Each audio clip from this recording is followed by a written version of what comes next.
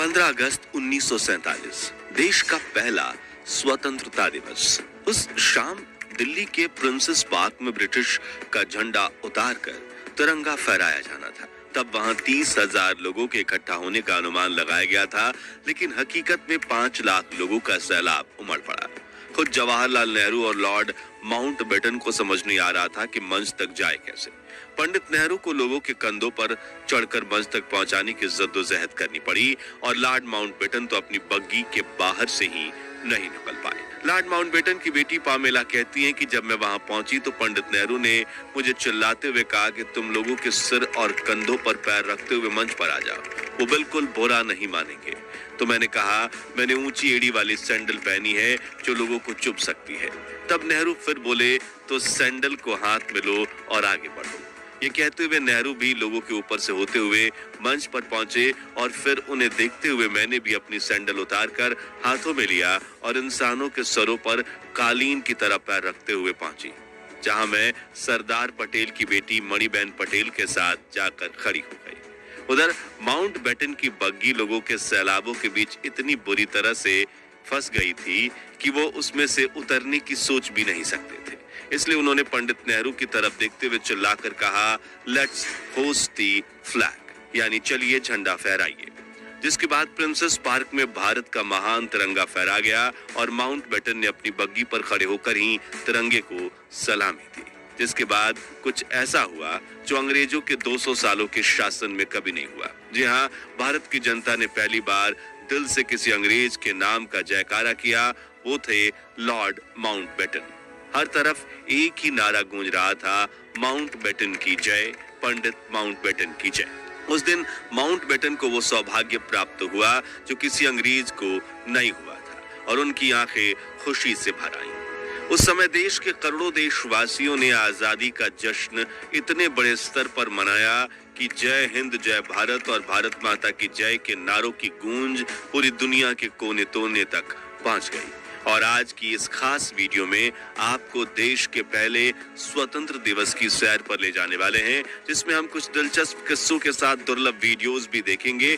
बाकायदा हम ब्रिटेन का झंडा उतारकर भारत का तिरंगा लगाने का दुर्लभ वीडियो भी देखेंगे। इन सब की मदद से आप उन खुशनुमा पलों को खुद महसूस कर पाएंगे। आपका सीना गर्व से चौड़ा हो जाएगा और तो और खुशी के आंसुओं से भर जाएंगी आपकी आंखें। तो पूरा वीडियो जरूर देखिएगा। दोस्तों, द्वितीय विश्व युद्ध में भले ही प्राइम मिनिस्टर विंस्टन चर्चिल ने ब्रिटेन को जीत दिलवाई थी, लेकिन इस जंग में ब्रिटिशर्स की कमर टूट गई थी। दूसरी तरफ भारत में आजादी के आंदोलन की रफ्तार काफी तेज हो चुकी थी।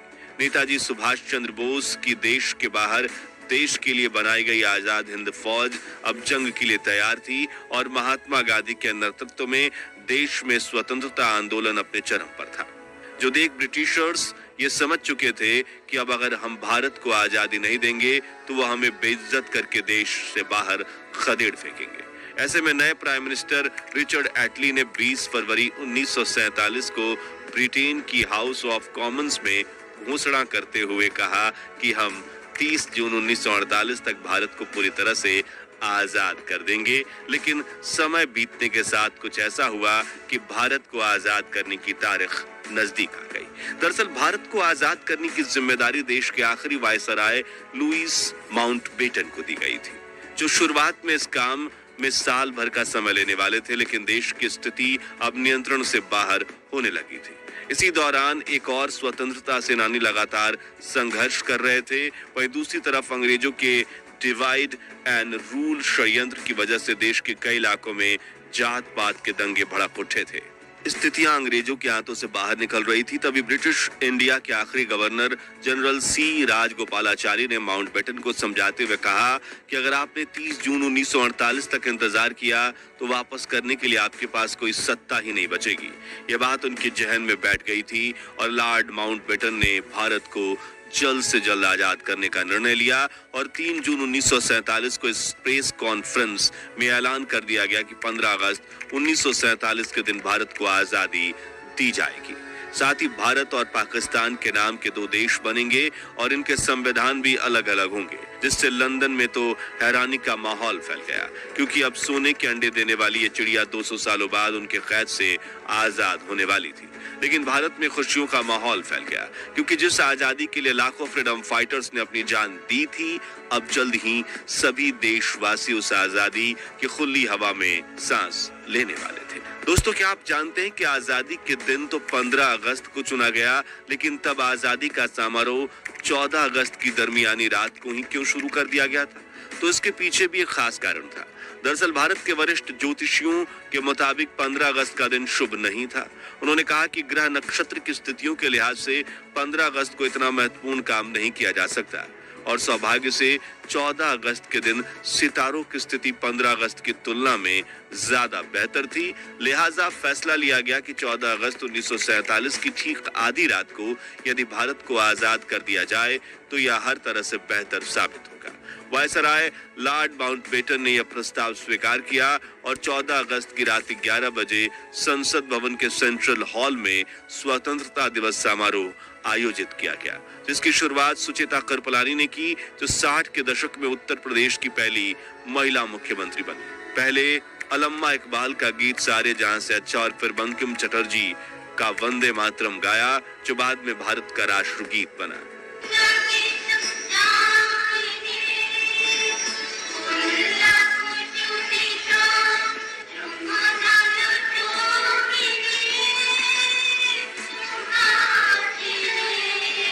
ठीक 11:55 पर आजाद भारत के पहले प्रधानमंत्री जवाहरलाल नेहरू ने अपना प्रसिद्ध भाषण ट्रस्ट विद डेस्टिनी यानी कि नियति से मिलन शुरू करते हुए कहा, बहुत साल पहले हमने अपनी नियति से वादा किया था और अब वो समय आ गया है जब हम अपनी प्रतिज्ञा को पूरा करेंगे। पूरी तरह से या पूरी तरह से तो नहीं, लेकिन बहुत हद तक। आधी रात के समय जब दुनिया सो रही होगी, भारत जीवन और स्वतंत्रता के लिए जागेगा, आगे उन्होंने कहा। अच्छा है कि इस वक्त खास तौर से इस बात को याद रखें, इस आजादी के दरवाजे पर जब हम खड़े हैं, कि हिंदुस्तान किसी एक फिरके का मुल्क नहीं है, एक मजहब वालों का नहीं है, बल्कि बहुत सारे बहुत किस्म के बहुत धर्म और मजहबों का है। फिर घड़ी में जैसे ही रात के 12 बजे तो एक साथ कई शंख बजने लगे। वहां मौजूद लोगों की आंखों से आंसू बह निकले। महात्मा गांधी और सुभाष चंद्र बोस की जय के नारे से सेंट्रल हॉल गूंज गया। राष्ट्रपति सुभाष चंद्र बोस का 51 बैलों का रथ चंद्रबाबू की पापा है, देखिए राष्ट्रपति सुभाष चंद्र बोस का 51 बैलों के रथ का तवारीखी जुलूस इतिहासगत।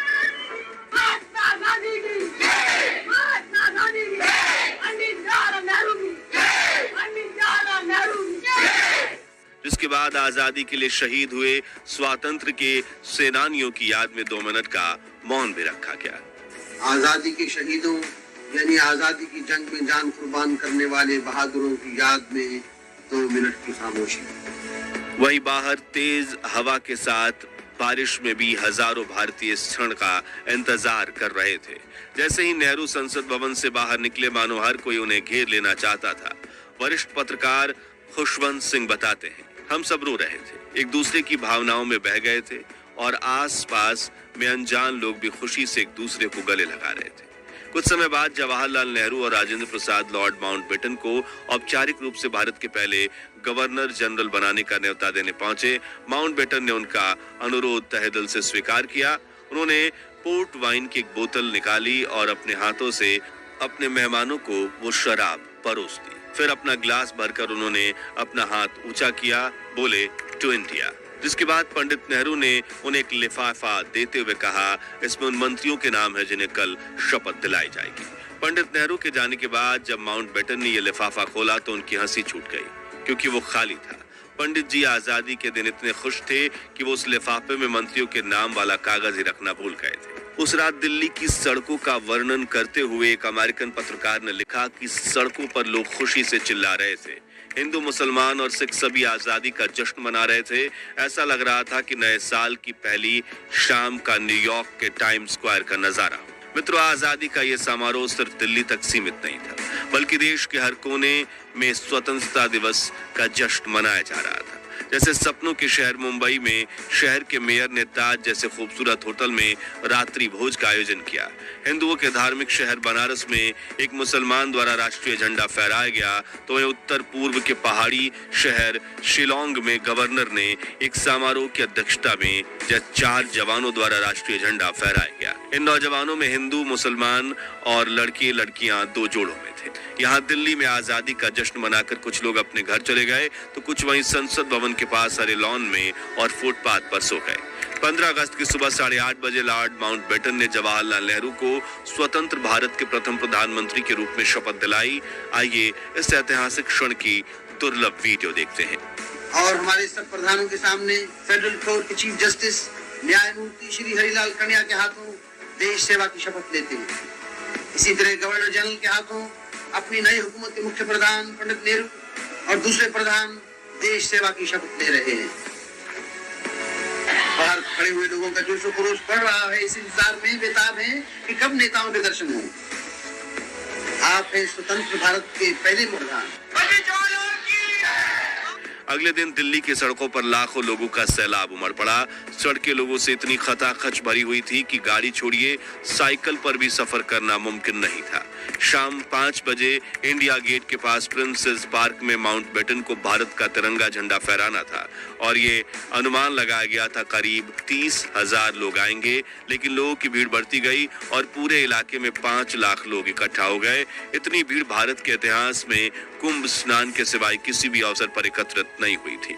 उस पल का अंदाजा आप इसी बात से लगा सकते हैं कि भीड़ को रोकने के लिए लगाई गई बल्लियां, बैंड वालों के लिए बनाया गया मंच, विशिष्ट अतिथियों के दर्शक दीर्घा और रास्ते दोनों ओर बांधी गई रस्सियां, हर चीज लोगों के इस प्रबल धारा में बह गई थी। बैंड वालों के आसपास लोगों की भीड़ इतनी थी कि ढोल बजाना नामुमकिन हो गया था। लोग एक दूसरे से इतना सट कर बैठे थे कि इनके बीच से हवा का गुजरना भी मुश्किल था। इंग्लिश राइटर डोमिनिक लैपियर और लैरी कॉलिंस ने अपनी किताब फ्रीडम एट मिडनाइट में लिखा था कि उस भीड़ में हजारों ऐसी औरतें भी थीं जो अपने दूध पीते बच्चों को सीने से लगाए हुई थी, इस डर से कि कहीं उनके बच्चे बढ़ती हुई भीड़ में पिचक न जाए। जब उन्हें भीड़ का धक्का लगता था, वो अपने बच्चों को उन्हें रबड़ की गेंद की तरह हवा में उछाल देती और जब वो नीचे गिरता तो उन्हें पकड़कर फिर से उछाल देती। एक क्षण में हवा में इस तरह कई बच्चे उछाल दिए गए। मंच पर खड़ी लॉर्ड माउंटबेटन की 17 साल की बेटी पामेला की आंखें आश्चर्य से फटी की फटी रह गईं। वो सोचने लगी, हे भगवान, यहाँ तो बच्चों की बारिश हो रही है। प्रिंसेस पार्क में भारत के तिरंगे को लहराता देखने का सौभाग्य जिस भी भारतीयों को प्राप्त हुआ, उनका जीवन धन्य हो गया, क्योंकि 200 सालों की कड़ी तपस्या के बाद जब आजादी का तिरंगा फहराया गया, तब अचानक से तेज हवाएं चलने लगी और तिरंगे के ठीक पीछे एक इंद्रधनुष उभर आया, मानो प्रकृति भी भारत की आजादी का जश्न मना रही हो। ऐसा ही माहौल पूरे देश में था।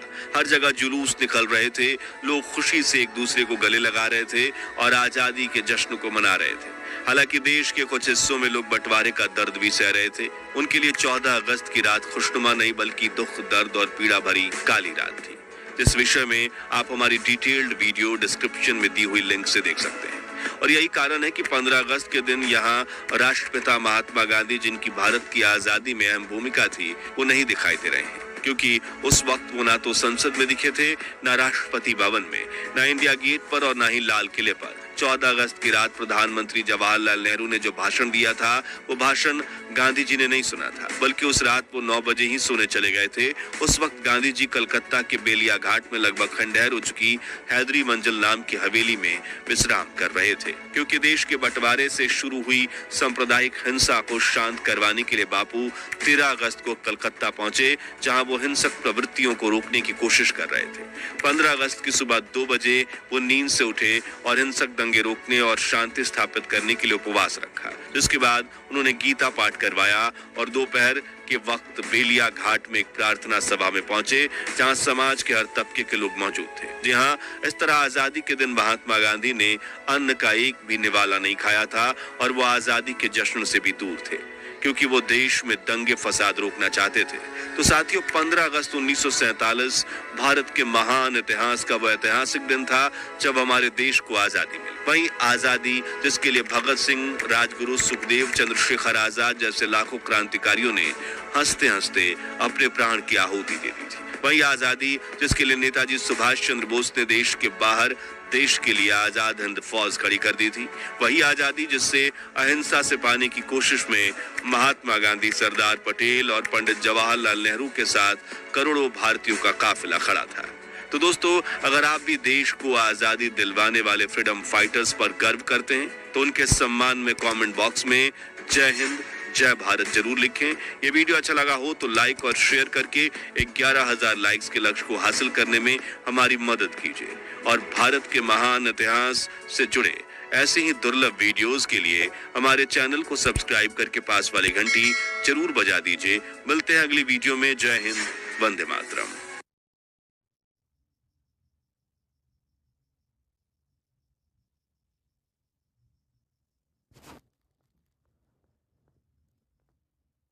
दोस्तों, ये दौर था साल 1800 का।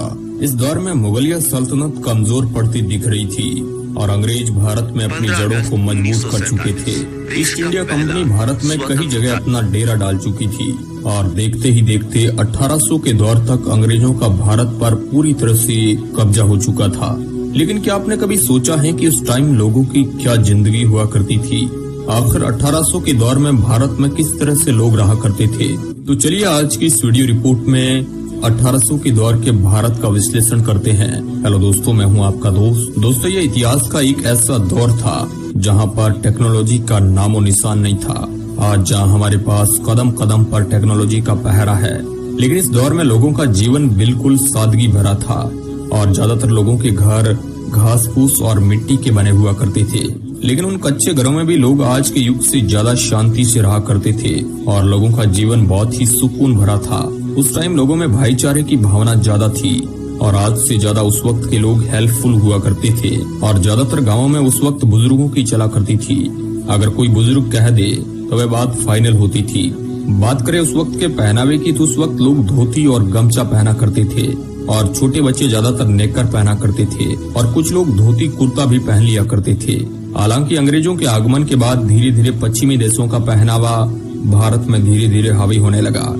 ये तस्वीर साल 1875 की है, जिसमें जनजातीय कबीले के लोगों को देखा जा सकता है। इस तस्वीर में आप उस वक्त के लोगों के रहन सहन का अंदाजा लगा सकते हैं। इस दौर में यातायात के रूप में अगर कोई साधन था तो वह बैलगाड़ी ही इस्तेमाल की जाती थी। बैलों के जरिए ही खेतों को जोता जाता था और भारत के ज्यादातर लोग उस वक्त कृषि पर ही डिपेंड थे, जिस वजह से ज्यादातर लोगों की दिनचर्या यही बनी रहती थी कि पूरे दिन खेतों में हार्डवर्किंग करने के बाद शाम को थक हार कर जल्दी ही सो जाते थे।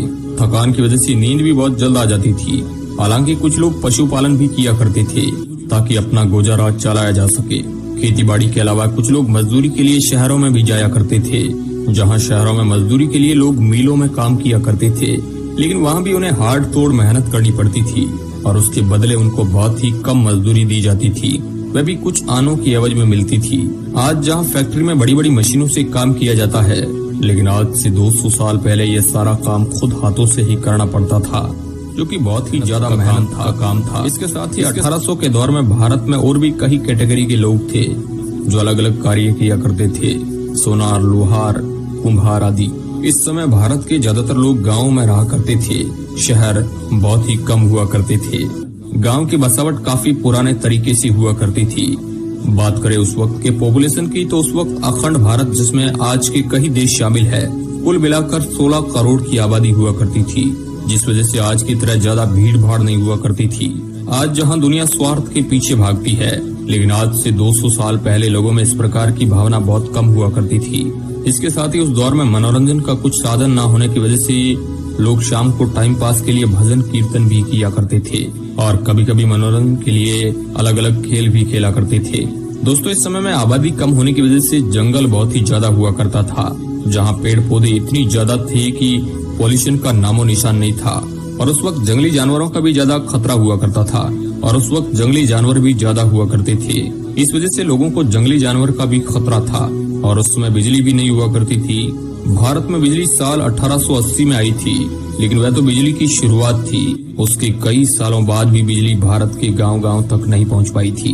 अभी जो आप एक तस्वीर देख पा रहे हैं, इस सितंबर 1857 की है, जिसमें दिल्ली के बादशाह बहादुर शाह जफर को सैनिक कैप्टन हेडसन के सामने ले जा रहे हैं। 1857 के संग्राम के बाद जफर को ब्रिटिश हुकूमत ने कैद कर लिया था। इतिहास के इस दौर में खान पान बहुत ही हेल्दी हुआ करता था, इसलिए लोगों का शारीरिक स्वास्थ्य काफी अच्छा रहता था। इसका अंदाजा आप इस बात से भी लगा सकते हैं कि आज जो काम मशीनों से किया जा रहा है वह काम इस दौर में इंसान किया करते थे। एक तरफ उस दौर में गरीबी ज्यादा हुआ करती थी और ऊपर से अंग्रेज सरकार और बिचौलिए किसानों से कर लिया करते थे, इसलिए कई किसानों की दशा उस वक्त खराब थी। आज जहां हम बहुत ही आसानी से अपनी ख्वाहिशें पूरी कर लेते हैं, लेकिन 1800 के दौर में भारत में ऐसी ख्वाहिशें बहुत ही कम लोगों को पूरी हो पाती थी और ये उन लोगों की होती थी जो बहुत ज्यादा रईस होते थे। बात करें उस वक्त के एजुकेशन की तो डाटा की माने तो उस वक्त 10% लोग ही पढ़े लिखे हुआ करते थे।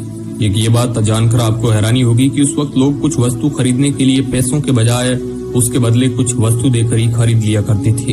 हालांकि महंगाई उस वक्त इतनी नहीं हुआ करती थी, लेकिन अगर किसी व्यक्ति को कुछ खरीदना है तो वो अपनी कोई वस्तु देकर उसके बदले कुछ भी धान अनाज खरीद सकता था।